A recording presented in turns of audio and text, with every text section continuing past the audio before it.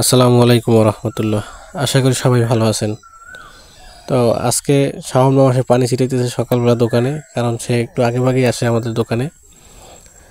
দোকান আমরা সচরাচর অন্যান্য দোকানের তুলনায় আগেই করি, কারণ আমাদের পিছনের দিকে তাকাইলে দেখবেন যে তারা এখন দোকান খোলে নাই। তাদের এই যে কালো পর্দা দিয়ে দোকান লাগানো আছে, অর্থাৎ তারা এখনও ভিতরে ঘুমায় অথবা অন্য কোনো কাজবাজ করতেছে, দোকান খোলে নাই।